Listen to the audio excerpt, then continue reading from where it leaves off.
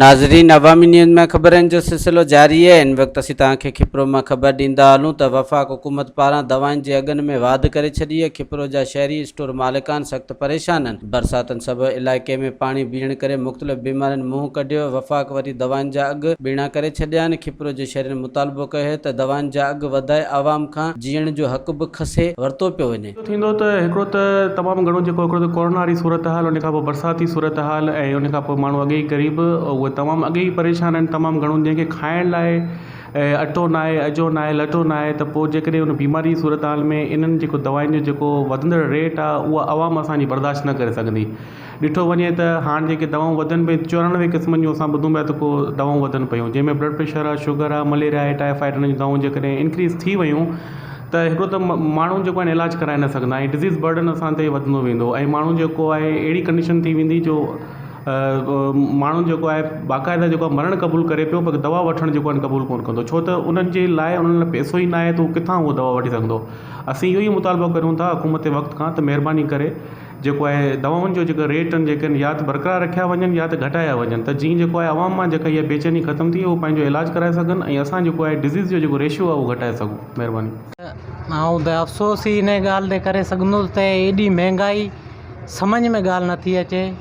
हिकिड़ो लाइसोट सिरप जेको 2011 में 65 रुपया हुई ऐं 5 साल ई उहो उन जी रिटेल रही 65 रुपया। हींअर उहो ई सिरप 98 रुपया थी वई आहे, ॿीण ते थी वई आहे। जीअं बेटनीसोल ड्राप जी ॻाल्हि कजे, जंहिंजी 15 रुपया रिटेल हुई, हींअर हुनजी 33 रुपया रिटेल थी वई आहे।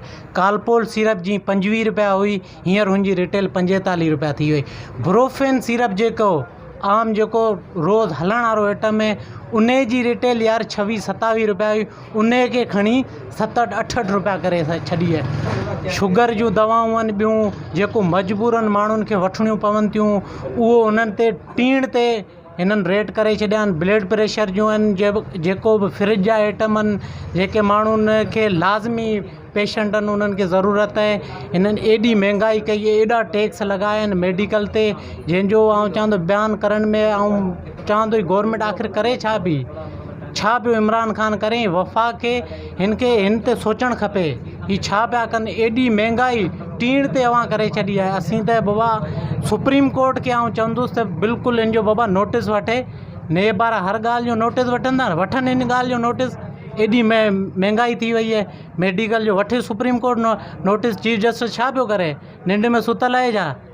चेयरमैन नेब केॾां वियो, हू बि निंड में सुतल आहे छा? बराए महिरबानी ऐं इन्हनि खे अपील कयां थो त इन जो नोटिस वठनि ऐं एॾी महांगाई न कनि। जे हिसाब सां त दवाऊं अॻे ई जाम महांगियूं आहिनि, वधीक दवाऊं महांगियूं थियण सां माण्हू ग़रीब माण्हू जो अफोर्ड नथा करे सघनि। के शुगर जा मरीज़ आहिनि, के ब्लड प्रेशर जा मरीज़ आहिनि, उन्हनि ते गोरी महांगाई। अॻे बि जाम महांगाई आहे, खाधे पीते वारियूं शयूं जाम महांगियूं आहिनि। वधि में वधि गवर्नमेंट खे इहो हुअणु घुरिजे त घटि में घटि ग़रीब माण्हू लाइ रिलीफ हुजे, घटि में घटि मेडिसन वधाइणु न घुरिजे, मेडिसन घुरिजे। उन छा सभु को माण्हू ग़रीब को वठे थो, हर कंहिंखे बीमारी आहे, को बुखार जी, को थधि जी, को ज़ुकाम जी। उन हिसाब सां महिरबानी करे वज़ीर आज़म खे चइजे थो भई महिरबानी करे हिननि जो दवाउनि जा रेट घटि कया वञनि। मुंहिंजी गवर्नमेंट इहा अपील आहे त हीअ जेको महांगाई जो दौरान लॻो पियो, जेको महांगाई जो ज़ोर लॻो पियो आहे, हिन खे जेको कंट्रोल कयो वञे ऐं ग़रीब माण्हू वीचारा अटे में ई परेशान लॻा पिया आहिनि। हाणे रही ॻाल्हि पंहिंजी मेडिसिन वधाई आहे, मेडिसिन जेका आहे न माण्हू जी माना अफोर्ड कोन्हे वठणु, ऐं गवर्नमेंट ख़ुदा इहा अपील आहे त महांगाई कंट्रोल कयो वञे। हीअ जेका मेडिसिन वधाई आहे, हीअ जेको ऐलान कयो जेको हिनखे पहिरियों कैंसिल कयो वञे। माण्हुनि अफोर्ड करणु आयो कोन, माण्हू हींअर अटे में ॿधा पिया आहिनि, हींअर बिल्कुलु परेशान थी विया आहिनि। गवर्नमेंट इहा ई अपील आहे त हिन खे फ़ैसिले खे माना वापसि वठियो वञे। गवर्नमेंट खे इहो नोटिस वापसि वठणु खपे ऐं इहो सरासर नाइंसाफ़ी ज़ुल्म आहे, आवाम सां ज़ुल्म आहे, हीअ माण्हू अफोर्ड कोन करे सघंदो। महिरबानी करे इहो वापसि वठियो वञे। अदा इमरान ख़ान साहब खे इहो ई अपील आहे त छा नालो इहो नोटिस वापसि वठनि। इन ते मिडल क्लास जा जेके माण्हू आहिनि उन्हनि ते ई असरु पवे थो ऐं जेके हेठें तबिके जा माण्हू आहिनि उहे वेचारा अफोर्ड नथा करे सघनि। इमरान ख़ान साहब खे इहा ई अपील आहे त मेडिसन ते कुझु कंट्रोल कयो वञे ऐं ॿीणूं घटायो वञे, पर घटाइण खां अलावा ही त वधाईंदा पिया वञनि। मज़ीद खबरों और तफसीलात के लिए विज़िट करें हमारी वेबसाइट www.awamiNewsHD.com।